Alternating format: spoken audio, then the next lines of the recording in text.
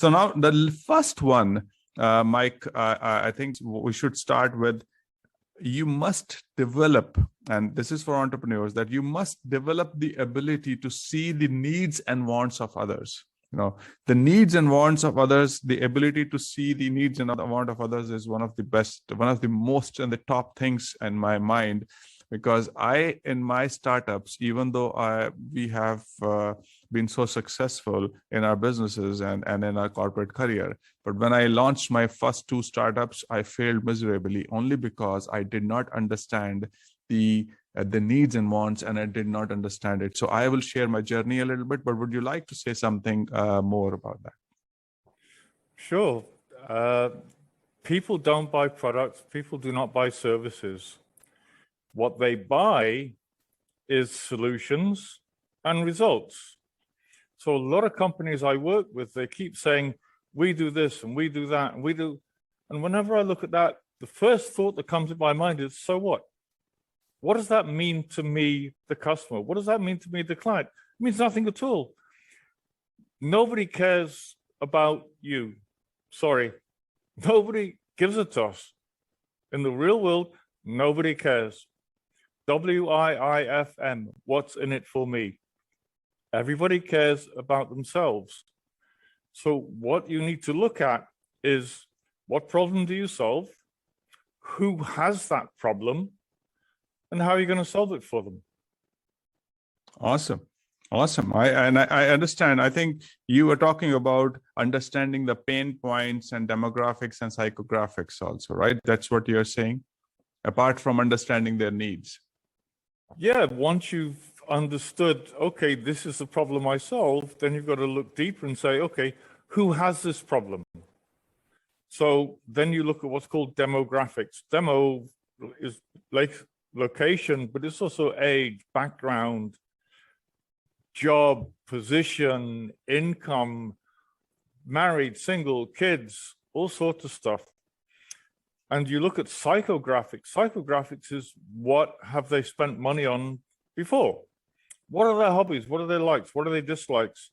What are they passionate about? What do they hate? All of this you've got to look at. The 7.6 billion people in the world, you need 0.00001%. Yeah, I agree. I agree. Stop marketing to the world doesn't care, guys. Yeah. Who's that 0.00001% who needs, wants, and can afford to pay for what the solution you're selling? Yeah, and the key to finding that 0.00% is understanding the demographic pain points and all that. And like you just said, we have to, as an entrepreneur, everyone needs to understand where their customers are hanging around, what her taste is, what he likes, she doesn't like, and where she hangs around, what her friends are, how they talk, what is the main thoughts in our mind, what is our political view or parenting view or any other views they have. So if you like, all this data is available these days online, and people can search it. And then before we, like you're saying, is that before we start executing and running with our business, before we start marketing, and before you start sending advertisements and so much of dollars in the market, you must understand what is the pain point, demographic, psychographic, and understand where your customer hangs around and what is their main visions and aspirations also, right? Is that okay? Yeah, absolutely spot on. Yeah, one thing you told me yesterday, and I would like you to speak about.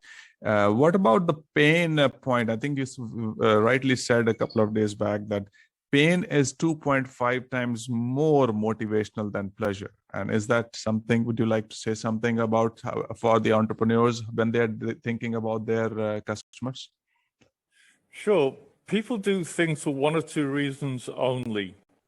This is not me. This is psychologists and tests and all sorts of stuff. Hundreds of thousands of dollars have been spent on research. And what they found at the ultimate level, we only do things for one or two reasons. First one is to move towards pleasure. We all have pleasure. We're pleasure-seeking organisms. We're taught from childhood, from kid. We get our pocket money. The first thing we do, we go out and we buy stuff that gives us pleasure. So we're pleasure orientated. And the other reason we do things is for pain. And funnily enough, pain is 2.5 times more motivational than pleasure. So if you've got kids, you say to your kids, you know what, I'll give you X number of dollars if you tidy your room. And you know what, they're a little bit motivated. Tell them, if you don't clean your room, I'm going to take X number of dollars away. Then see how motivated they are. We'll expend a certain amount of energy to get something new, but we'll fight to keep what we've already got.